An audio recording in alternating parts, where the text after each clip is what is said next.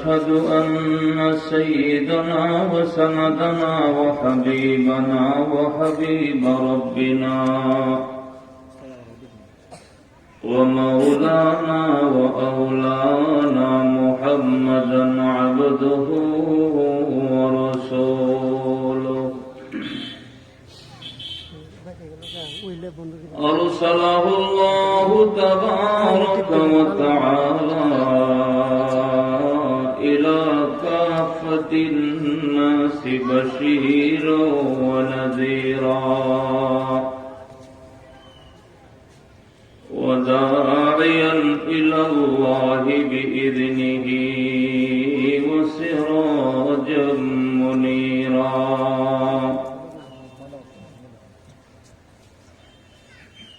أما بعد فأعوذ بالله من الشيطان الرجيم بسم الله الرحمن الرحيم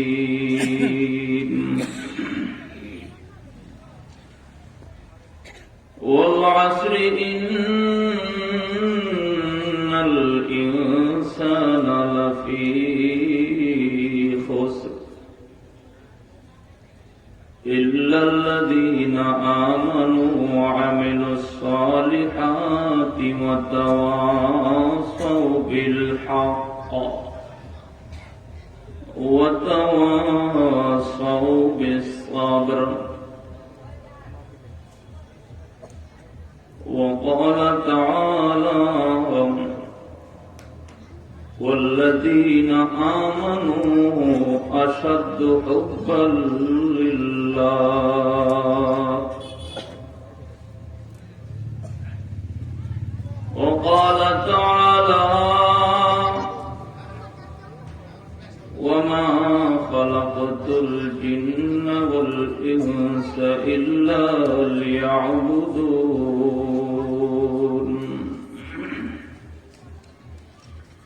بارك الله لنا ولكم في القرآن العظيم ونفعنا وإياكم بالآيات والذكر الحكيم. سبحانك لا علم لنا إلا ما علمتنا إنك أنت العليم الحكيم. يا أيها الذين آمنوا صلوا عليه وسلموا تسليما. رشوة الشريف اللهم صل على سيدنا ونبينا وشفيعنا وحبيبنا ومولانا محمد صلى الله عليه وعلى آله وأصحابه وبارك وسلم. اللهم صل على سيدنا ونبينا وشفيعنا وحبيبنا ومولانا محمد صلى الله عليه وعلى آله وأصحابه وبارك وسلم. मक्का व अशरफ का मंजिल आई खुदा दिखला मुझे. मक्का व अशरफ का मंजिल आई खुदा दिखला मुझे.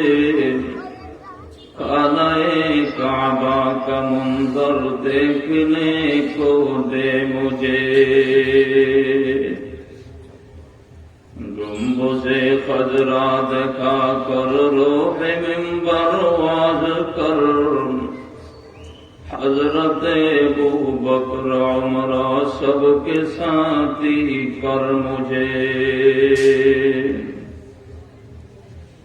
गुंबुज़े खजरा दिखा दे रोज़े मुक़द्दस मुझे दरमियाने क़ब्र मिंबर बैठने को दे मुझे। সবাই পড়ি আমিন। আন্দার কোঠা জামে মসজিদ ও খোদা বক্স নুরানি কিন্ডারগার্টেন মাদ্রাসার উদ্যোগে 28তম বার্ষিক ওয়াজ মাহফিলের সম্মানিত সভাপতি হযরত উলামায়ে কেরাম, মুরব্বিয়ানে ইজম, দিনদার মুসলমান ভাইরা, পর্দানিশীন আমার মা ও বোনেরা, আল্লাহ সুবহানাহু ওয়া তাআলার দরবারে আলিশানে লাখ কোটি শুকর আর সুজুদ যে মহান রব্বে করিম আমাদেরকে কঠিন থেকে কঠিনতম ফিতনার সময়ে মুষ্টিময় কিছু বান্দা, আমাদের মতো দুর্বল বান্দাদেরকে আল্লাহ তাআলা একত্রিত করেছেন তার দ্বীনের কিছু কথা বলার জন্য। এই জন্য অন্তরের অন্তঃস্থল থেকে কালিমাতুশ শুকর আদায় করি, আলহামদুলিল্লাহ। আমাদের চেয়ে জ্ঞানী, গুণী, বুদ্ধিমান, অনেক শিক্ষিত অনেক মানুষ এই এলাকায় ছিল যারা উপস্থিত হতে পারে নাই। আমাদেরকে তৌফিক দান করেছেন কে? জোরে আওয়াজ দিয়ে বলেন কে? সেই গরিবের শুকর কম হবে না বেশি হবে?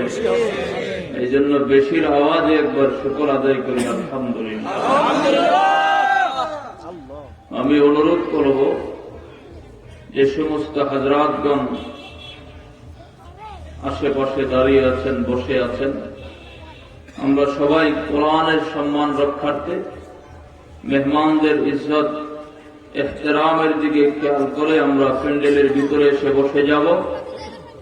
বড় বড় হযরত উলামায়ে কেরাম আপনাদের খেদমতে কিছুক্ষণের মধ্যেই উপস্থিত হবেন। আমি আপনাদের খেদমতে আল্লাহ পাকের কালামের দ্বিতীয়তম ছোট ছড়া, সবচেয়ে ছোট সূরার নাম হল সূরা কাউসার। তারপরে 3 আয়াতের একটি সূরার নাম সূরা আসর আপনাদের সামনে তেলাওয়াত করেছি। সাথে সাথে আরো 2টি আয়াতে কারিমার কিছু অংশ বিশেষ তেলাওয়াত করেছি। কোরআনে কারীমকে সামনে রেখে অল্প সময়ের জন্য আপনাদের খেদমতে কিছু কথা বলার আশা পোষণ করি। ওমা তৌফিক ইল্লা বিল্লাহ। সম্মানিত হাজিরিন, আল্লাহ রাব্বুল আলামিন কালামে হাকিমের মধ্যে ঘোষণা করেন, ওয়াল আসরি ইন্নাল ইনসানা লাফি খুসর। আল্লাহ তাআলা কসম খেয়েছেন, কসম আসরের। খুব গুরুত্ব সহকারে আমরা কথাগুলি শুনবো। আমি কোনো ভূমিকা নিলাম না, যাতে করে সময় নষ্ট না হয়। খুবই গুরুত্বপূর্ণ সময়, এই জন্য সরাসরি আমি কোরআনের ভিতরে ঢুকে গেলাম। আল্লাহ তাআলা বলেন, কসম আসরের। সংক্ষিপ্ত ভাবে বলতে গেলে আসরের 3টা অর্থ হতে পারে। মুফাসসিরিনে ইকরাম বলেন, এই আসর দ্বারা উদ্দেশ্য হয়তো আসরের সময়, অথবা আসরের নামাজ, অথবা আসর বলে যুগ সময়কে বুঝিয়েছেন। কসম খাওয়ার একটা মুখ্য উদ্দেশ্য হয়। তো এখানে আল্লাহ তাআলার কি উদ্দেশ্য? এটা শানে নজুল কি?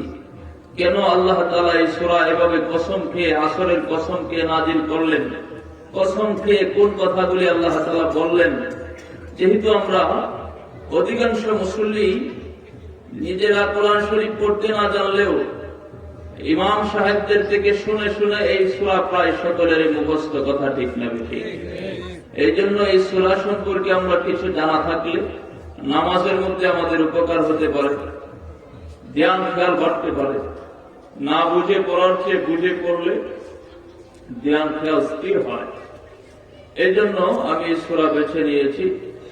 খেয়াল করেন আল্লাহ রাব্বুল আলামিন এত দামি, আল্লাহর কথার দাম বাড়াইবার জন্য কোনো কসমের দরকার হয় না। গোটা দুনিয়ার মানুষ যদি আল্লাহর কথা অমান্য করে, আল্লাহর কথার দাম কমে যাবে? কথা আওয়াজ দিয়া বলেন, কমে যাবে?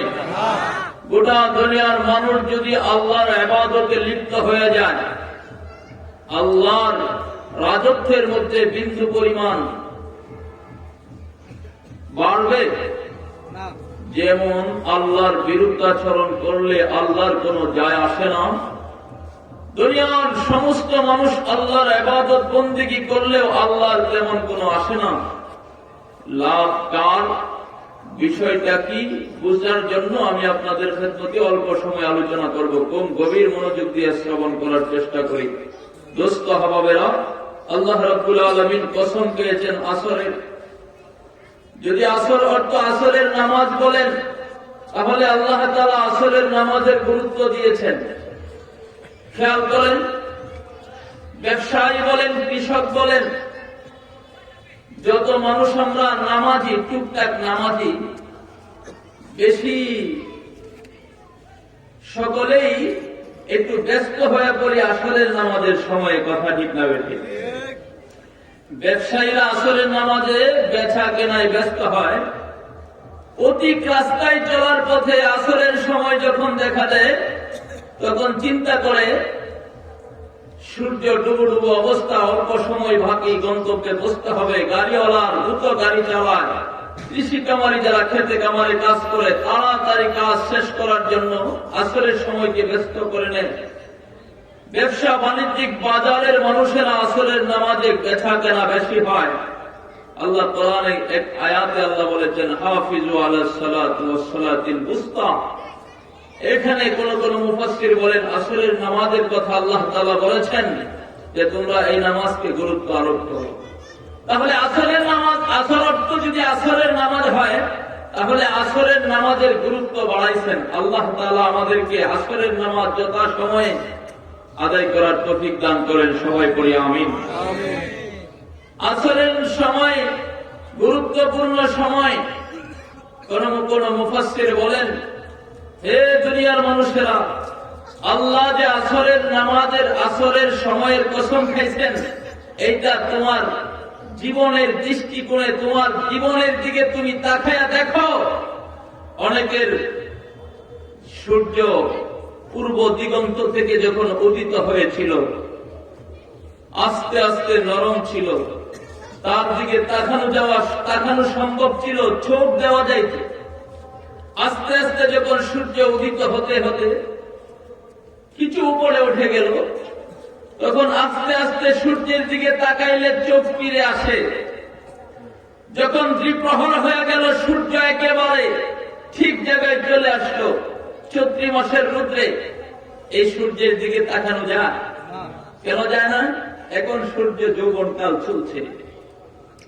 সূর্যের যেমন একটা শিশুকাল ছিল, যখন সে উদিত হলো প্রতিদিন ফজরের সময়ে, তখন তার মধ্যে একটু নরমিয়তা ছিল, তার দিকে তাকানো যাইত। আস্তে আস্তে শক্তি বাড়তে শুরু হলো। 2, 4, 15, 20 গজ, 50 গজ পাড়ি দিয়া আরো উপরে যখন উঠে গেল, আস্তে আস্তে তার মধ্যে একটা পরিবর্তন হতে শুরু করলো। এমন পরিবর্তন হইতে হইতে যখন ঠিক দুপুর হয়ে গেল, তখন পূর্ণ যৌবনের অধিকারী হইল। সূর্যের দিকে এখন তাকানো যায় না।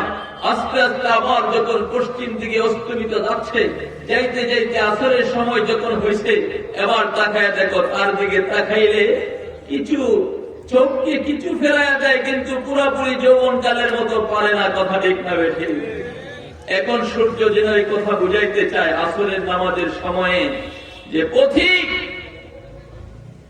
যারা আমাকে দৃষ্টি দিচ্ছ আমার প্রতি, এমন একটা সময় আমার গিয়েছিল যখন আমি সুযোগ দিয়েছিলাম, আবার একটা সময় আমার আসছিল সুযোগ দেই নাই। এখন আবার আমার বাধ্য হয়ে তুমি আমার দিকে তাকাইতে পারো। আমার সময় শেষ, ক্রান্তিকালে চলে আসছি, কিছুক্ষণের মধ্যে আমি ডুবে যাব। আল্লাহ কই দুনিয়ার মানুষেরা তাকায়া দেখ সূর্যের দিকে, এক সময় যেমন দুর্বল ছিল, তোমার জীবনের দিকে তাকিয়ে দেখো, তুমি এক সময় দুর্বল ছিলে, আস্তে আস্তে তুমি সবল হয়েছ, সবল হইতে হইতে তুমি যৌবনে পদার্পণ করেছ, কথা ঠিক না বেঠে? কিন্তু এই যৌবন চিরস্থায়ী ছিল না বাধা ধরছে? বাধা ধরছে। যারা যৌবন জাল পাইছি, এখন যৌবনে অবস্থান করছি, আমাকে চিন্তা করতে হবে, একটা সময় আমার ছিল যে সময় আমার দুর্বল ছিলাম, আমি কিছুই আমি ছিলাম না। আল্লাহ আমাকে বানাইছেন। কে বানাইছেন বলেন? জোরে আওয়াজ দিয়ে বলেন, কে বানাইছেন? আল্লাহ আমাকে বানাইছেন, বানায়া যৌবন কালে পদার্পণ করাইছেন। যৌবন কালে পদার্পণ করানোর পর আবার আল্লাহ তাআলা জায়গা মতো নিয়ে যাচ্ছেন। কোরআনে কারিমে সবিস্তারে আলোচনা আসছে। আমি এটা বলা আমার মূল টার্গেট না, তারপরে আমি যেহেতু আসছে সামনে কথাটা বলে যাচ্ছি, খেয়াল করেন। যাদের বয়স মাটির দিকে চলছে, সূর্যের দিকে তাকায় দেখেন আসরের নামাজের সময়, আসরের সময় হয়ে গেছে, আপনার আসরের সময় হয়ে গেছে, মাগরিবের আর কত সময় বাকি। এই আসরের সময় যদি আজরাইল সামনে দাঁড়ায় যায়,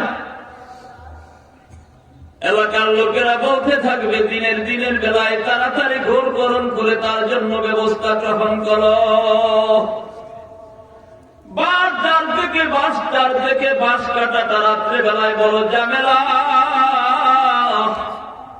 দিনের বেলায় বাঁশ ডাল থেকে বাঁশগুলি কেটে কেটে তার জন্য খাতা তৈরি করা। কথা ঠিক না বেশি? আল্লাহ রাব্বুল আলামিন বলেন, ওয়াল আসরি, আমি আল্লাহ তাআলা আসরের সময়ের কসম খায়া বলি, এই দুনিয়ার মানুষেরা তোমার জীবনের দিকে তুমি তাকায় দেখো, আসরের সময়টা খুবই গুরুত্বপূর্ণ। দিনের মধ্যে যেমন আসরের সময়টা বড় গুরুত্বপূর্ণ, তোমার জীবনের দিকেও তাকায়া দেখো। তোমার বয়স যখন 40 পাড়ি দিয়া দিল, বয়স তোমার 40 পাড়ি দিয়া দিল, তুমি এখন মৃত্যুর পথের যাত্রী, কিন্তু আমলার পুঁজি কোন পর্যন্ত অর্জন করেছ? সারাদিনের কাজ যে পরিমাণ হওয়া দরকার, ঠিক দুপুরে যদি ঠিক সময়ে কাজ করতে তুমি ব্যর্থ হও, সকালের প্রভাতের পরে যদি তুমি কাজ করতে ব্যর্থ হও, আসরের সময়ও যদি তুমি অলসতা করে খাটাইয়া ফেলো, সারাদিনের পুঁজি তোমার অর্জন হবে না। কথা ঠিক না বেশি? যারা আসরের সময়ে, জীবনের আসরের সময় পদার্পণ করেছি, কে আসরের সময় পদার্পণ করেছি তাও কিন্তু ভাইয়ারা আমার জানা নাই। যে মানুষটা মাত্র 25 বছর হায়াত নিয়ে দুনিয়াতে আসছে, এই মানুষটার বয়স যদি এখন 24 বছর হইয়া থাকে, এই মানুষটার জন্য এখনই আসরের সময়। কথা ঠিক না বেঠে? আর যারা আমি মনে করি আমার বয়স যতক্ষণ পর্যন্ত 80 বছর না হবে ততক্ষণ পর্যন্ত আমি মরব না, এই গ্যারেন্টি যদি তুমি দিতে পারো, তাহলে তোমার জন্য আমার এই আসরের ওয়াজের দরকার নাই। খুদার কাছে যদি মালিকের সামনে এমন অবস্থায় হাজির হয়ে যাও, যখন তোমার বয়স ছিল 24 থেকে 25 বছর, 18 থেকে 20 বছর, 30, 32 বছর, তখন তোমার ধারণা ছিল 80 বছর হায়াত পাবো, আসরের সময় হবে 70-75 বছরের দিকে। ও বাবা জান, তোমার তুই পায়ে ধরিয়া বলি, এই গ্যারেন্টি যদি তুমি দিতে না পারো 80 বছর জীবন আমি হায়াত পাবো, তাহলে তো এক্ষণে তোমার আমার জন্য আসরের সময়। কথা লিখতে হবে। এই জন্য আমার মালিক কয়, ওয়াল আসরি ইন্নাল ইনসানা লাফি খুসর।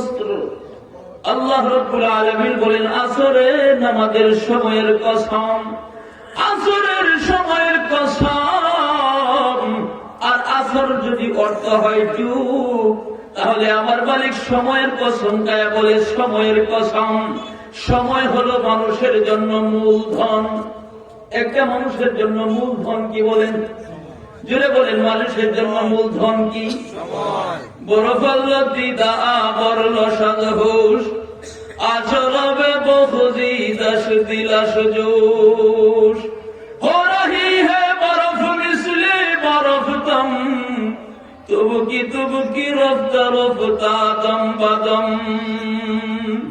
আমার বাবা জানেরা, ভালো করিয়া বুঝিয়া তারপরে মালিকের কবরে যাইও। তোমার আমার জীবনের যে মূল হায়াতটা, মূলধন আমার মালিক দিয়া দিয়েছেন, কিন্তু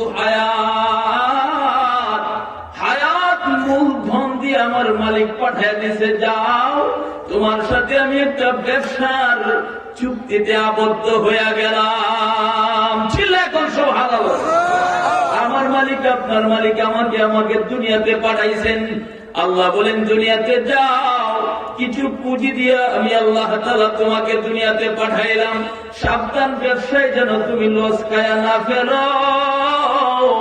ব্যবসায় যদি তুমি লস খায়া ফেরো, তাহলে অবশ্যই তুমি ক্ষতিগ্রস্ত হবে। ব্যবসায় যদি তুমি লস খাইয়া যাও, তাহলে অবশ্যই তুমি তিরস্কারের শিকার হবে। কথা ঠিক না বেঠে? এই কথাটা ভালো করে বুঝার জন্য ভালো করিয়া বুঝেন। একজনের দুইটা বাচ্চা, দুইটা ছেলে, দুটা ছেলেকে বিদেশ পাঠাইছে, অথবা একটা ছেলেকে বিদেশ পাঠাইছে।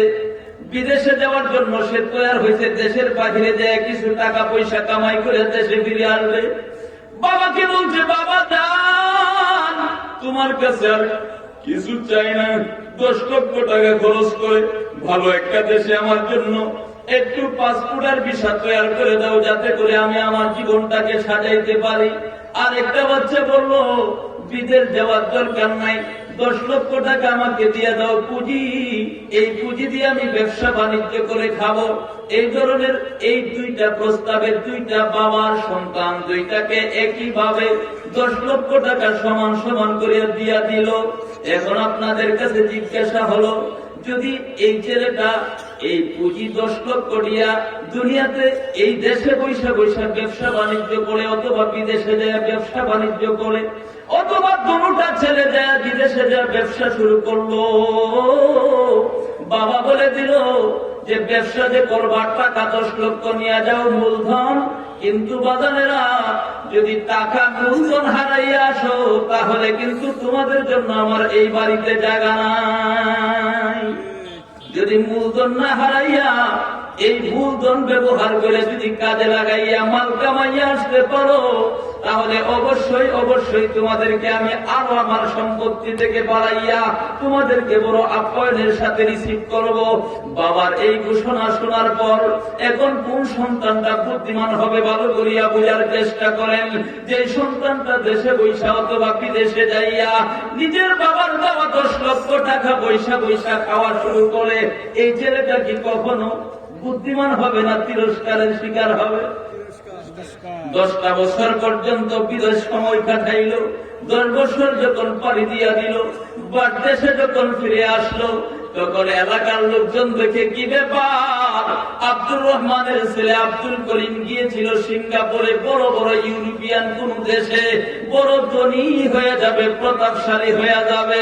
তার বাবা তাকে মূলধন দিয়েছিল 10 লক্ষ, এখন 10 লক্ষ হারাইছে, আর জীবনে কিছুই করতে পারে নাই। অবশ্যই তিরস্কারের শিকার হবে কি হবে না? আওয়াজ দিয়া বলেন, হবে কি হবে না? ও দোস্ত বাবের, আমার মালিক রুহের জগতে আপনাকে আমার জন্য, আপনার জন্য, আমার জন্য একটা নির্দিষ্ট হায়াত বাজেট করে দিছে। কথা ঠিক না বেঠে? আওয়াজ দিয়ে বলেন, কথা ঠিক না বেঠে? নাকি এই বাজেট আপনার আমার জন্য নাই? আপনার জন্য আছে, আমার জন্য আছে। কার জন্য কি পরিমাণ হায়াত আমার মালিক বাজেট করছেন, এই দুনিয়ার কেউ জানে না। জানে? আওয়াজ দিয়ে বলেন কে? জোরে আওয়াজ দিয়ে বলেন কে? আমার মালিক আল্লাহ জানে এই হায়াত কার জন্য কতদিন নির্ধারিত। আমার মালিক কয় হায়াত নামক দৌলত আর মূলধন দিয়ে করে আমি দুনিয়া নামক দেশে পাঠাইলাম। কোন দেশ নামে পাঠাইছে? কোন দেশে? সিঙ্গাপুর না বাবারে? আল্লাহ তো আমার রুহের জগৎ থেকে আপনাকে আমাকে দুনিয়া নামক দেশে পাঠাইছে। কোন দেশে পাঠাইছে? আমার মাওলা কয় বান্দা তোরে দুনিয়া নামক দেশে আমি পাঠাইয়া দিলাম, ওইখানে যে কিছু কামাই করবা, এই কামাই কইরা এই মূলধন দিয়া দিলাম তোমারে হায়াত। এই হায়াত নামক মূলধন দিয়া তুমি আমল কালেকশন করবা। এই জন্য আমার মালিক কয় ওয়াল আসরি ইন্নাল ইনসানা লাফি খুসর। আমার মালিক কয় আসরের কসম কয়া বলি সমস্ত মানুষ ক্ষতিগ্রস্তের মধ্যে আছে। যুগের কসম খায়া বলি সমস্ত মানুষ ক্ষতিগ্রস্তের মধ্যে আছে। ও বান্দা তোর হায়াতের কসম, তুই ক্ষতিগ্রস্তের মধ্যে আছো। তার কারণ হলো এটা হলো মূলধন। মূলধন যেমন নাকি বৈশা খাইলে ফুরায় কি ঘুরায় না? ব্যবসা বাণিজ্য নাই, 10 লক্ষ টাকা বৈশা খাইলে 10টা বছর যাইতে না যাইতে যেমন শেষ হইয়া যাবে। আমার মালিক আল্লাহ কয় তোরেও তো আমি মূলধন দিয়েছি হায়াত। এই হায়াত কাজে লাগাইয়া যদি তুই ব্যবসা করা শুরু করিয়া দেস, বান্দা কেমনে ব্যবসা করবে আমি মালিকের সাথে? কেমনে ব্যবসা করবে? আল্লাহু আকবার, আল্লাহু আকবার। ব্যবসার বহু কোয়ালিটি আছে। কোন ধরনের ব্যবসা তুমি করতে চাও? যে যত বড় ব্যবসা করবে তার ব্যবসার মধ্যে লাভবান তত বেশি হবে। কথা ঠিক না ঠিক? যে ব্যক্তির পুঁজি কম একেবারে বাদাম বিক্রি করবে, এই ব্যক্তির বাদামের মতো লাভ হবে, বাদাম বেচার মতোই লাভ হবে, এর চেয়ে বেশি আশা করা যায় না। আর যে ব্যক্তিকে আমার মালিক এত বেশি হায়াত দিয়েছেন এবং হায়াত তারে যদি সে ভালো ব্যবসার কাজে লাগায়, হায়াত দিয়েছেন আমার মালিক মূলধন, এই মূলধন যদি সে ভালো ব্যবসার কাজে লাগায়, আমার মালিক কয় হাল আদুল্লুকুম আলা তিজারা। হে বান্দা-বান্দীরা, তোদেরকে কি আমি এমন ব্যবসার কথা বইলা দিব নাকি যে ব্যবসা করলে তোকে জাহান্নামের আগুন থেকে বাঁচাইয়া পুরস্কার হিসাবে আমি মালিকের জান্নাতে পৌঁছাবে? এমন ব্যবসা কোন ভাই আছি রাজি আছি করতে? হাত তুলে দেখা। আল্লাহ কবুল করেন, সবাই বলি আমিন। আমার মাওলা কয় এই ব্যবসাটা কোনো ঐচ্ছিক বিষয় না। দুনিয়াতে কেউ ব্যবসা করবে অথবা বৈশা খাবে এমন ইচ্ছার স্বাধীনতা আমি আল্লাহ কাউকে দেই নাই, বরং আমি আল্লাহর ঘোষণা এই মূলধন হায়াতটারে যে ব্যক্তি কাজে লাগাইল না, বৈশা খায়া হায়াতটারে নষ্ট করে দিল, এদের সম্পর্কে আল্লাহ বলেন ইন্নাল ইনসানা লাফি খুসর। আল্লাহ এদের সম্পর্কে বলে যারা বৈশা হায়াতটারে নষ্ট করতেছো, তুমি বড় ক্ষতিগ্রস্তের মধ্যে আছো। এখন বাজানেরা পূজার বিষয় হইল, খুব সংক্ষিপ্ত ভাবে আমি বোঝানোর চেষ্টা করতেছি। কানগুলি খোলা রাখে শোনেন, ভালো করিয়া বোঝার চেষ্টা করেন। আমার বাবা জানেরা কোন মানুষগুলি ক্ষতিগ্রস্ত আর কোন মানুষগুলি ক্ষতিগ্রস্ত নাই বুঝার দরকার আছে না নাই? যখন ধরা পড়ে যাবে এখানে কি এমন কোন মানুষ আছেন যারা ক্ষতিগ্রস্ত থাকতে চান? থাকলে দেখি তো কেউ আছেন? কেউ নাই। লাভবান হতে চান তারা যারা দেখি? আল্লাহু আকবার। আল্লাহ কবুল করে, সবাই বলে আমিন। লাভবান হইতে সবাই চায়। আমার মাওলা কয় এমন ব্যবসার নাম তোদের আমি জানাইয়া দিতেছি, এমন ব্যবসার নাম যে ব্যবসা করলে তুই নিশ্চিত লাভবান হইয়া যাবে। লাভদায়ক হয় এটাও তো আমরা বুঝি না। আমরা যারা লাভ মনে করি আসলে এটা আসলে লাভ না। ওই দোস্ত, সমস্যাটা তো এখানে, মুসলমানদের অধঃপতনের সমস্যাটা তো এখানে। আমরা যাদের লাভ মনে করি আসলে এটা 4 পয়সা দাম নাই। আমরা তো লাভ মনে করি দুনিয়াতে কোটি কোটি টাকার মালিক হইলে তারা বড় লাভবান মনে করি।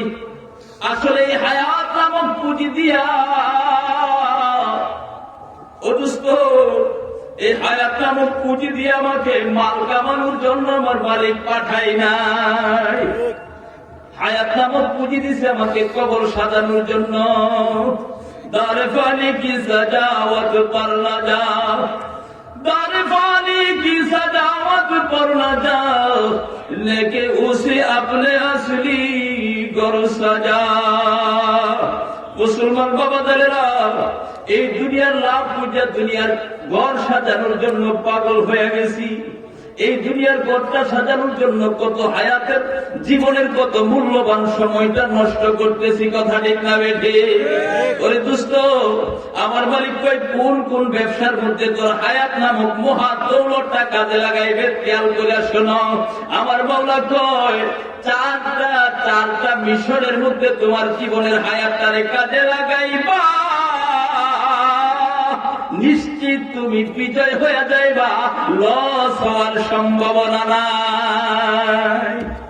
কয়টা মিশনের মধ্যে জীবনের হায়াতের কাজে লাগামো? জোরে বলেন কয়টা? আরো জোরে কয়টা? জোরে সবাই একবার বলেন না। আপনারা একটু, আপনি যে বলতেছি আমি যে আপনারা শুনছেন, এই কথাটা যদি আমি না বুঝি তাহলে তো সামনে আগাইতে কষ্ট হয়। তার কারণ হলো এখানে যত কিছু বলা হয়, যত আওয়াজ হোক, যত সুর হোক, সবকিছুর উদ্দেশ্য হলো আল্লাহর কোরআন বোঝানো, কথা ঠিক না বেশি? এর বাহিরে বন্ধু বিন্দু পরিমাণ উদ্দেশ্য নাই। আল্লাহ যেন কবুল করেন, সবাই করি আমিন। ওয়াজ করলে ওয়াজের অভাব নাই, ওয়াজের অভাব নাই রে দোস্ত। সারা রাত ইউসুফ আর জুলাইখার কিচ্ছা শুনছে। সকালবেলা একজন আরেকজনকে জিজ্ঞেস করে ইউসুফ মহিলা না পুরুষ ছিল? এই কিচ্ছা শোনার কোন উদ্দেশ্য নাই। অদুষ্ট বাবেরা ভালো করিয়া বোঝার চেষ্টা করেন, ভালো করিয়া বোঝার চেষ্টা করেন। আমার মালিক যে চারটা কর্মসূচির ভিতর দিয়ে আমার জীবন পরিচালনার কথা বলছেন, আল্লাহর কোরআনের ছোট্ট সূরাটার ভিতরে, এই আসরের সূরার ভিতরে আল্লাহ রাব্বুল আলামিন বলেন, ইন্নাল ইনসানা লাফি খুসর ইল্লাল্লাযীনা আমানু ওয়া আমিলুস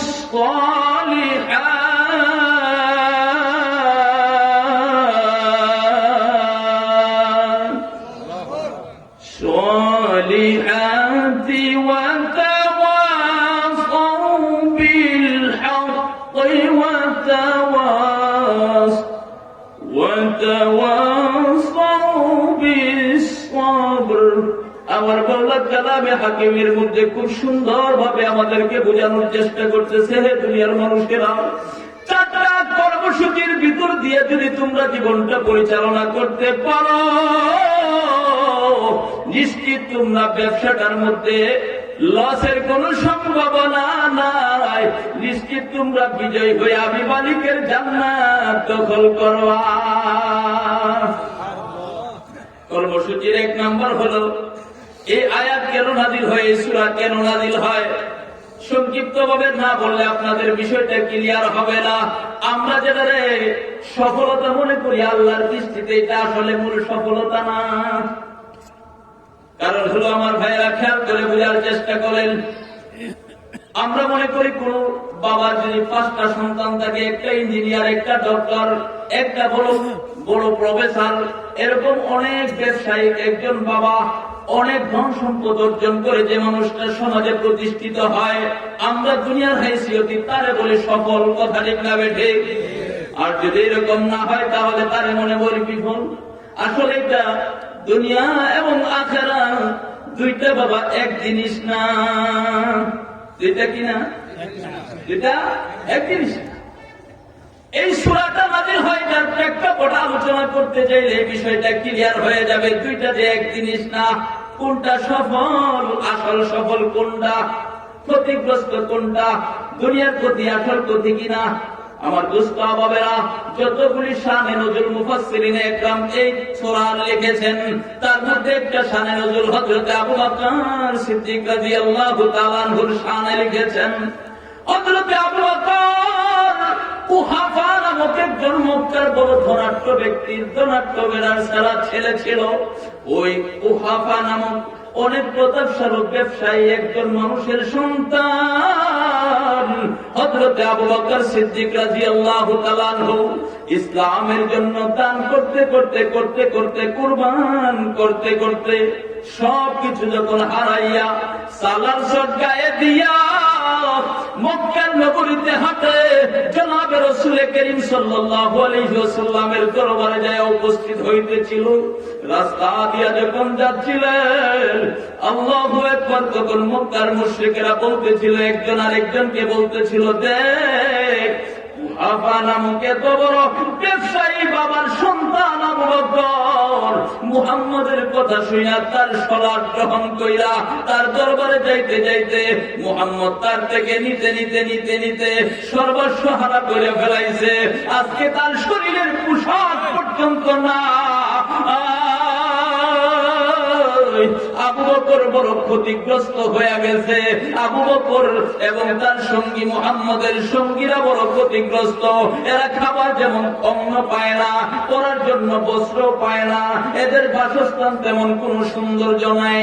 এই কথা বলিয়া যখন আল্লাহু আকবার মক্কার মুশরিকেরা তিরস্কার করতেছিল, আবু বকর সিদ্দিক রাদিয়াল্লাহু তাআলা আনহু এই কথাটা শুইনা মনে বড় কষ্ট।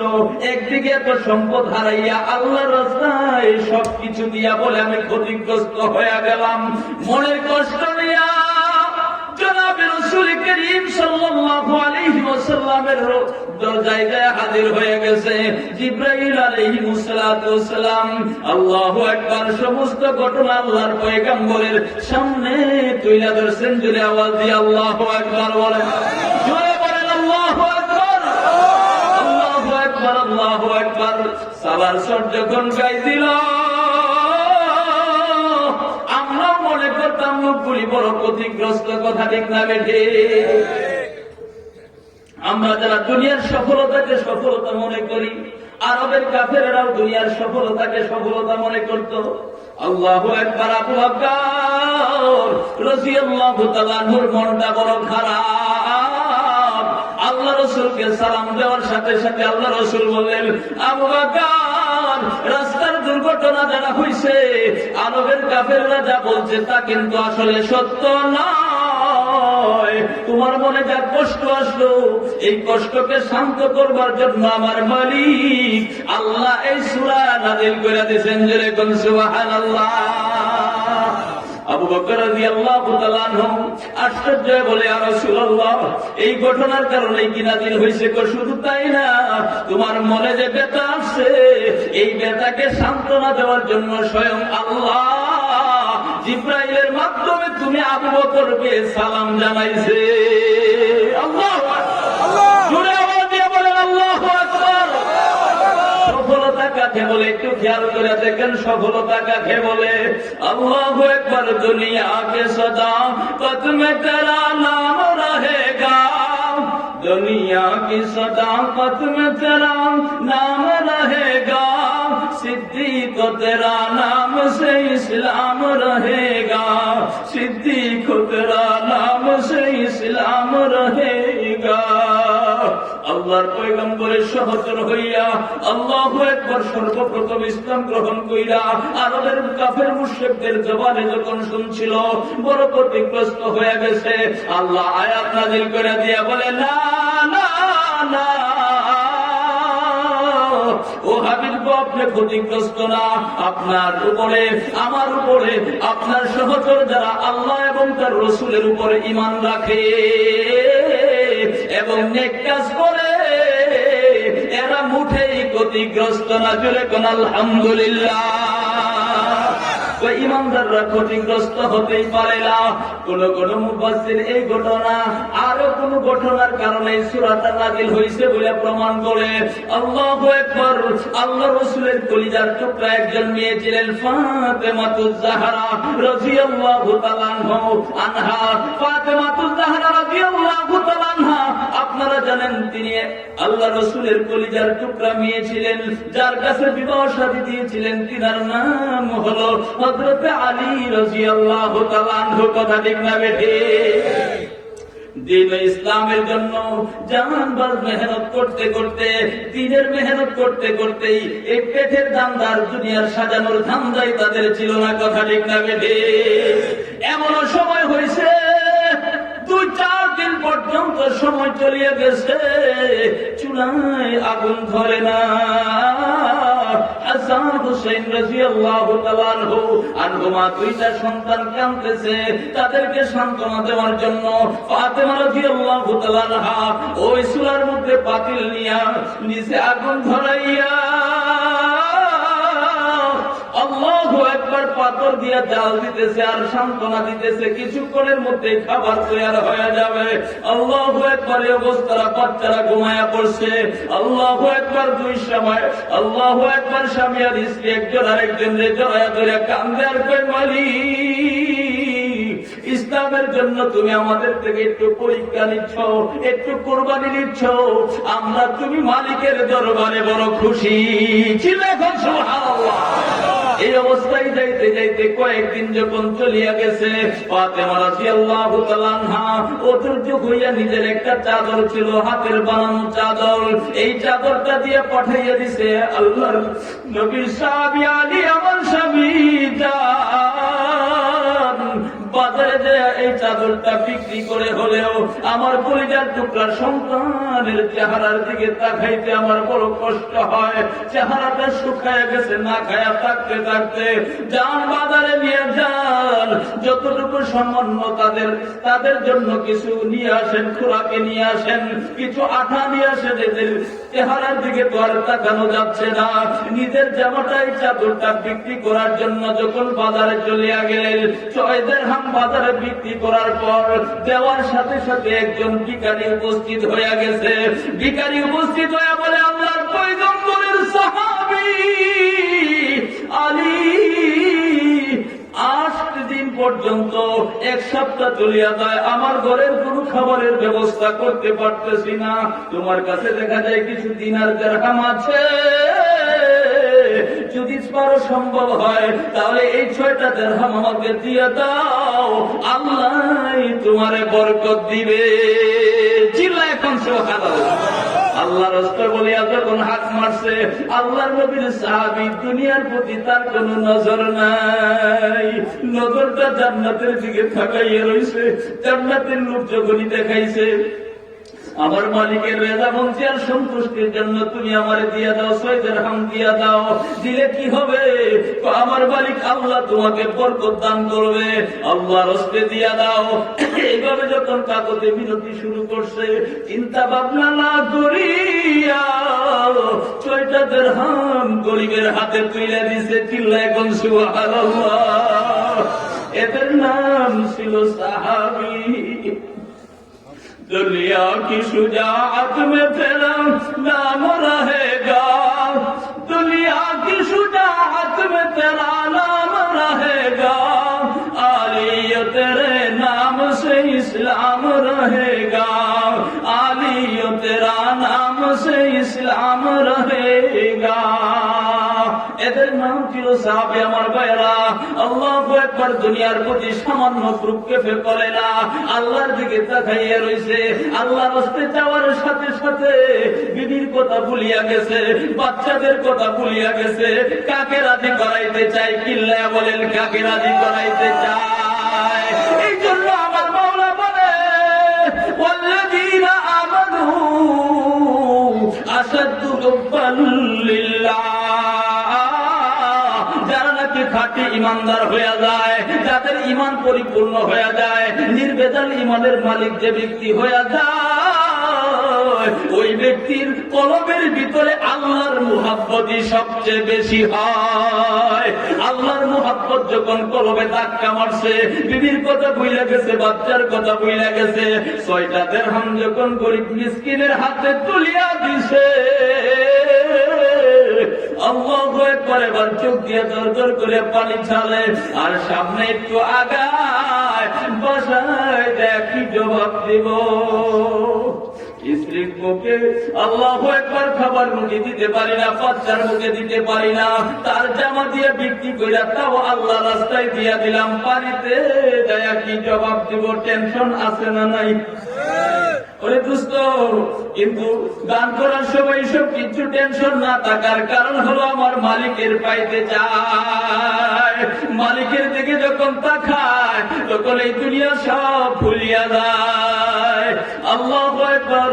বাড়ির দিকে যাইতেছে যাইতেছে, একটু আগায় একটু পেছায়, এমন করতে করতে আল্লাহু আকবার, বিশাল সুন্দর একটা উট নিয়ে এক ব্যক্তি উপস্থিত হয়ে যাইতেছে, ডাকতেছে, আলী এই উটটা তুমি ক্রয় করবানি? কয় আমার আটা কেনার টাকা নাই, একটু সামান্য পরিমাণ খেজুর কেনার টাকা আমার পকেটে নাই, উট কিনবো কি দিয়া? ও কেন, কি হয়েছে? উট কিনতে আরো টাকা লাগে নাকি? আবার ও টাকা ছাড়া উট কেমনে মিলবে? ও তুমি একজন আল্লাহ রসুলের বিশ্বস্ত সাহাবী, তার জামাতা, আমি তোমাকে এই উটটি বাকিতে বিক্রি করতে চাই, দামও অনেক কম, মাত্র 60 দিরহাম দিলে আমি এই উটটি বিক্রি করে দিব। এখন টাকা দিতে পারবো না। যখন পারো তুমি টাকা দিবা, এখন তোমার কাছে বাকিতে বিক্রি করে যেতে চাই। আলী রাদিয়াল্লাহু তাআলা চিন্তা করলেন, উটটির দাম এই বাজারে অনেক বেশি আছে, যেহেতু এমন ভাবে লোকটি আমাকে বারবার আমাকে তাগিদ করতেছে, কিনে নেই, দেখি কি হয়, একটা কিছু হবে। আল্লাহু আকবার। 60 দিরহাম দিয়ে এই সময় উটটা ক্রয় করে লয়। আল্লাহু আকবার। এখন কি করবে? উট নিয়ে বাড়িতে যায় লাভ কি? আবার বাজারের দিকে রওনা হয়ে গেছে। বাজারে যায় দেখা যাক কিছু বিক্রি করে ওই আসল মালিককে কিছু দিয়া কিছু লাভবান হওয়া যায় কিনা। দোস্ত বাবারা, সামনে কয় কদম আগাইতে এক ব্যক্তি উপস্থিত হয়ে বলতেছে, ভাই আলী, উট কোথায় থেকে আনছো? বিক্রি করবানি? হ্যাঁ, বিক্রি করার জন্যই তো আনছি। বিক্রি যদি করো তাহলে দামাদামির দরকার নাই, 120 দিরহাম দিব, দিবানি? চিল্লাইকুম সুবহানাল্লাহ। আল্লাহু আকবার। বেচা কিনাটা কত সুন্দর হইতেছে দেখেন। ব্যবসা কারে কয় ভালো করিয়া বুঝো, দুনিয়ার ব্যবসা যারা বুঝো, আখিরাত বুঝো না। আল্লাহু আকবার। এই নজর ঠিক করা দরকার আছে না নাই? নজর তো ঠিক করো। নজর শুধু দুনিয়ার ঘরের দিকে তাকাইয়া থাকে, কবর ঘরের দিকে কেন তাকাও না? কি করছে তো দুনিয়া বেখবর হ্যায়, দুনিয়া কি নুমাইশ পর নজর হ্যায়। ও দুষ্ট বাবারা আমার, আপনার নজর শুধু দুনিয়ার কামানোর দিকে, দুনিয়া সাজানোর দিকে। আলী রাদিয়াল্লাহু তাআলা আনহু এমন বেচা কেনায় লিপ্ত হয়ে গেছেন, চাদর বেচছেন 6 দিরহাম, চাদর বেচার পরে এটা দিয়ে দিয়েছেন আল্লাহ রাস্তায়, সাথে আইসা আল্লাহু আকবার 60 দিরহাম দিয়া বাকিতে উট কিনা এবার 120 দিরহাম উট বিক্রি করে দিছে। চিল্লায় কোন সুবহানাল্লাহ। ভালো করিয়া বিষয়টা বোঝার চেষ্টা করেন। 2 কদম অগ্রসর হইতেই তাকায়া দেখে ওই যে বাকিতে উট বিক্রি করছিল এই লোক সামনে দাঁড়ায় গেছে। কি ব্যাপার আলী, তুমি বুঝি উট বিক্রি করে দিছো? লাভ হয়েছে কি হয় নাই? হ্যাঁ, ডবল লাভ হয়েছে। ডবল লাভ হইলে তাহলে আমার আসল ফেরত দিয়া দাও। এবার আসল 60 দিরহাম ফেরত দিয়া দিলে আরো কত দিরহাম রয়ে গেছে বলেন? ভালো করে বলেন, কত দিরহাম? এক দিলে কত পাওয়া যায়? এক দিলে কত পাওয়া যায়?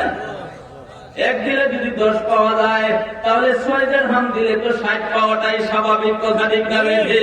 6 দিরহাম দিয়ে 60 দিরহাম লাভ হয়েছে। আল্লাহু আকবার, আল্লাহু আকবার, আল্লাহু আকবার। তৃপ্তি মতো বাজার সদাই কইরা আল্লাহু আকবার ঘরে যাইয়া সব বাজার সদাই যখন দিয়া দেয়, ফাতেমাতুজ জাহরা রাদিয়াল্লাহু তাআলা আনহা ডাক দিয়া বলে, আমার স্বামী সামান্য একটা কাপড়ের টুকরা বাজারে নিয়ে গেলেন, এই সামান্য সামান্য কাপড়ের টুকরায় তো এতগুলি কিছু পাওয়ার কথা না। এত টাকা কোথার থেকে পাইলেন? আমার বুঝে আসে না, আমাকে একটু বুঝাইয়া বলেন যেরকম সুবহানাল্লাহ। এটা ছিল নবীর মেয়ে সাহাবীদের স্ত্রী, আর আমাদের স্ত্রীদের অবস্থা হলো এই, কোথার থেকে আনছে এটা জানার দরকার নাই। বাজার সদা একটু কম হইলে মাথা গরম আছে না নাই? ও মা বোনেরা, যারা যেখান থেকে কথাগুলি শুনছেন, আপনি আমি হযরতে ফাতেমা রাদিয়াল্লাহু তাআলা আনহার সাথে যদি জান্নাতে যাইতে চান, তাহলে স্বামী কোথা থেকে কামাই করলো একটু হিসাব নেওয়ার দরকার আছে না নাই? ভালো করিয়া বুঝেন, আল্লাহ রাসূলের দরবারে নালিশ নিয়ে চলে গেছে দুজন স্বামী আর স্ত্রী। ইয়া রাসূলুল্লাহ, মাত্র 6 দিরহাম থেকে কেমনে 60 দিরহাম হইল? আল্লাহ রাসূল বলেন, আলী, আমার মালিক আল্লাহ যে ঘটনাটা ঘটাইছে, এরা কোন দুনিয়ার মানুষ না। আমার মালিক আরশে আযিমে বৈশা বৈশা সব কারবার ঘটাইছে। চিল্লা এখন সুবহানাল্লাহ। ও দোস্ত, এই ব্যবসা বাদ দিয়া দুনিয়ার ধান্দায় পড়িয়াছো, দুনিয়ার ধান্দায় পড়িয়াছো। এই দুনিয়া কিন্তু তোমার কবর পর্যন্ত যাবে না। কথা ঠিক না বেঠে? আল্লাহ রাব্বুল আলামিন বলেন, ওই যে আরবের কাফেররা আলী এবং ফাতেমার দিকে তাকাইয়া এরা বলতো, দেখো মুহাম্মদ যেমন গরীব, যেমন অসহায়, তার নিয়ে তার জামাতা তারাও অসহায়। অসহায়ের এমন পর্যায়ে পৌঁছে গেছে, মাসকে মাস পর্যন্ত চলিয়া যায়, এদের গলায় ঘরের ছোড়ায় আগুন ধরে না। এরা বড় ক্ষতিগ্রস্ত। আমার মাওলা কালামে হাকিমের এই সূরা নাযিল করিয়া দিয়া বলে, না না না, আসল ক্ষতিগ্রস্ত হলো তারা যারা জীবনের মহামূল্যবান সম্পদ এই হায়াতে জিন্দেগিকে দুনিয়ার কাজে লাগায়, আমার মালিকের কাজে লাগায় না। এরা বড় আসল ক্ষতিগ্রস্ত। কথা ঠিক না বেঠে? ও দোস্ত, আবার ভালো করিয়া বোঝার চেষ্টা করি, কয়টা কর্মসূচির মধ্য দিয়া আমার হায়াতে জিন্দেগিকে কাটাইবার জন্য আমার মালিকের নির্দেশ। আমার মালিক কয়, ইল্লাল্লাযীনা আমানু ওয়া আমিলুস সালিহাত। আমার মাওলা কয়, 1 নম্বর কর্মসূচি হলো তুমি ঈমান গ্রহণ করবা। কার প্রতি ঈমান রাখবা? আমার মালিক আল্লাহর প্রতি ঈমান রাখবা। শাহিদাল্লাহু আন্নাহু লা ইলাহা ইল্লাহু। আমার মালিক আল্লাহ এই কথার সাক্ষ্য নিজে আল্লাহ দিয়েছেন। আল্লাহ বলেন, আমি আল্লাহ এক, এক আল্লাহর উপরে তোমরা ঈমান আনো। ঈমান আনার দরকার আছে না নাই? ও দোস্ত, যত জায়গায় আমার মাওলা তাওহীদ শিক্ষা দিয়েছেন, তত জায়গায় কেবলমাত্র ঈমানের কথা বলে নাই। ঈমানের সাথে সাথে এক আল্লাহর প্রতি ঈমান রাখবা। ঈমানের মধ্যে কোনো বেজাল ঢুকানো যাবে না। ওরে দোস্ত, ঈমানের ভিতরে যদি বেজাল ঢুকিয়া যায়, তাহলে তোমার জীবনের পুঁজি বরবাদ হয়ে যাবে। এই জন্য আমার আপনার নবী বলেন, তোমার ঈমানকে বারবার নিত্য নতুন করো, বারবার নিত্য নতুন করো। জাদ্দিদু ঈমানাকুম, তোমাদের ঈমানকে নিত্য নতুন করো। কিভাবে? বেশি বেশি কালিমাটা পড়ো, লা ইলাহা ইল্লাল্লাহ। এটা জিকির, জিকির করো, লা ইলাহা ইল্লাল্লাহ, লা ইলাহা ইল্লাল্লাহ, লা ইলাহা ইল্লাল্লাহ, লা ইলাহা ইল্লাল্লাহ, লা ইলাহা ইল্লাল্লাহ, মুহাম্মাদুর রাসূলুল্লাহ। এই ঈমানের পাওয়ার যত বেশি, ঈমান যত পাম দিবা তত পাওয়ার বাড়িয়ে যাবে, যত পাম দিবা তত পাওয়ার বাড়িয়ে যাবে। যতবার এই মালিকের জিকির যত বেশি করবা, এই দিকে মালিকের কালিমার দাওয়াত যত বেশি দিবা, এই কালিমার পিছনে যত বেশি মেহনত করবা, তত বেশি কালিমার পাওয়ার বাড়তে থাকবে। কথা ঠিক না বেঠে? ও দোস্ত বাবারা, দুনিয়ার মধ্যে সবচেয়ে বড় ঈমানের মালিক ছিলেন নবীগণ। কারণ নবীগণের পরে এই উম্মতের মধ্যে আফজালুল উম্মাহ হযরত আবু বকর সিদ্দিক রাদিয়াল্লাহু তাআলা আনহু, তিনার ঈমানের পাওয়ার ছিল সবচেয়ে বেশি। নবীদের পরে ঈমানের পাওয়ারের মধ্যে সবচেয়ে বেশি পাওয়ারওয়ালা ঈমান বানাইছেন, তার নাম আবু বকর সিদ্দিক রাদিয়াল্লাহু তাআলা আনহু। যার যত ঈমানের পাওয়ার, তার তত বেশি আমার মালিক আল্লাহর সাথে কালেকশন। ঈমানের পাওয়ার যত দুর্বল, আল্লাহর সাথে হেড কালেকশন তার তত বেশি কম। আবু বকর সিদ্দিক রাদিয়াল্লাহু তাআলা আনহু এই কালিমার দাওয়াত দিতে দিতে দিতে দিতে এক পর্যায়ে এমন এক জায়গায় যায় উপস্থিত হয়েছে, যেখানে একজন ইহুদি আলেম তার কিছু বক্তবৃন্দদেরকে ইসলামের নামে বিশুদ্ধার করতেছিল, ইসলামের নবীর নামে বদনাম করতেছিল। কিন্তু এই কালিমার দাঈ ইলাল্লাহ আবু বকর সিদ্দিক রাদিয়াল্লাহু তাআলা আনহু এইসব পরোয়া না কইরা ওই ইহুদি আলেমকে দেয়া বলল, ইহুদি আলেম, তোমার আসমানি কিতাব তোমার কলবের মধ্যে আছে, সুতরাং তুমি কেন গোপন করছো? মুহাম্মদ সাল্লাল্লাহু আলাইহি ওয়াসাল্লামের উপরে কেন ঈমান আনো না? অবশ্যই অবশ্যই এই কালিমার সাক্ষ্য তো তোমাদের পূর্ববর্তী নবীগণ দিয়েছেন, তোমার কিতাব দিয়েছে, কেন তুমি গোপন করছো? এই কথা বলার সময় ইহুদি আলেম আল্লাহু আকবার এমন এক কথা বলিয়া বসলো, হে আবু বকর, কোন আল্লাহর কথা বলছো? কোন আল্লাহর কথা বলছো? কোন নবীর কথা বলছো? যে নবী দুনিয়াতে ক্ষতিগ্রস্ত, যে নবী দুনিয়াতে বড় অসহায়। শুধু নবী অসহায় না, নবীর আল্লাহ বড় অসহায় আর গরিব। জুড়ে কোন নাউযুবিল্লাহ। ঈমানের পাওয়ারটা লোকটার এত বেশি ছিল, নাম আবু বকর সিদ্দিক রাদিয়াল্লাহু তাআলা আনহু। লোকটা বড় নরম, যাদের সম্পর্কে আল্লাহ কোরআনে কারীমের মধ্যে বলছেন, রুহামা বাইনাহুম তারাহুম রুকআন সুজদাই। আল্লাহ রাব্বুল আলামিন কোরআনে কারীমের ভিতরে সাহাবীদের গুণ বর্ণনা করছেন, ওয়াল্লাযিনা আমানু আশাদ্দু হুব্বান লিল্লাহ। সাহাবীদের গুণ বর্ণনা করছেন আল্লাহ তাআলা হাকিমের মধ্যে। এদের গুণ হলো আল্লাহু আকবার। কাফিরদের বেলায় এরা খুব কঠোর আর শক্ত, কুফরি কথা শুনলে মেজাজ গরম হয়, আল্লাহর বিরুদ্ধে কথা শুনলে বড় সহ্যই করতে পারে না। কথা ঠিক না বেঠে? আল্লাহু আকবার। ইহুদি আলেমকে একটা পড় লাগাইয়া দিছে, কি ব্যাপার? যে আমার মন্তব্য কর, কোনো অসুবিধা নাই, আমার মালিক আল্লাহ সম্পর্কে মন্তব্য করবি, তোরে আমি রাখতে পারি না।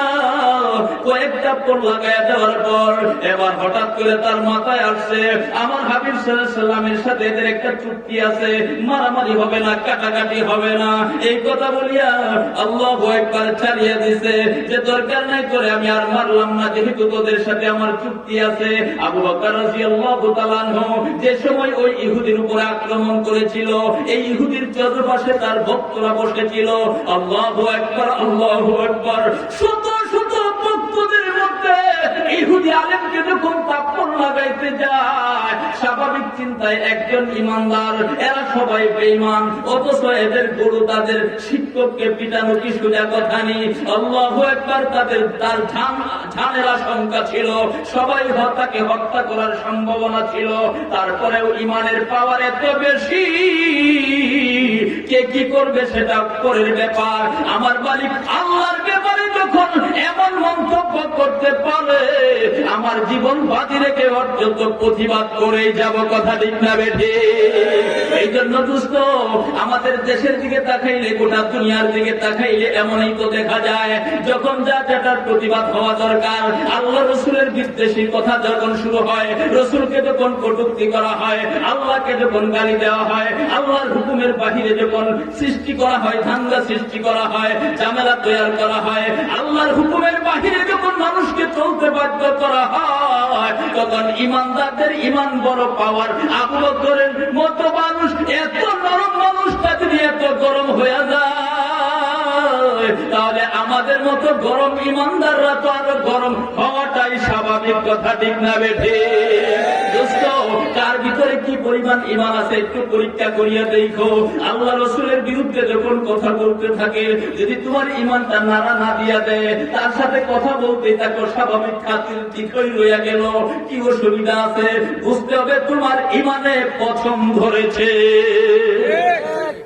তোমার ইমানে পছন্দ ধরেছে। ওই ব্যক্তি যে প্রতিবাদ করেছে তার ইমানের পাওয়ার বড় বাড়া, ইমানের প্রেসারের কারণে সে এইরকম করে। দুস্থ আবাবেরা, এই জন্য সাহাবীদের মতো ইমান কোন কোন ভাই তৈরি করতে রাজি, হাত তুলে দেখায়। আল্লাহ কবুল করেন, সবাই পড়ি আমিন। সাহাবীদের মতো ইমান তৈরি করতে চাইলে ইমানের পিছনে মেহনতের দরকার আছে না নাই? ইমানের পিছনে কালিমার মেহনতের, দাওয়াতের মিশনের মেহনত চলবে। 2 নম্বর, আল্লাহু আকবার কালিমার জিকির এটা বারবার পড়বে, কলবের মধ্যে জরব লাগাইবে, লা ইলাহা ইল্লাল্লাহ, লা ইলাহা ইল্লাল্লাহ, লা ইলাহা ইল্লাল্লাহ, লা ইলাহা ইল্লাল্লাহ। জিকির করে লা ইলাহা ইল্লাল্লাহ, লা ইলাহা ইল্লাল্লাহ। জোরে জোরে সবাই লা ইলাহা ইল্লাল্লাহ, লা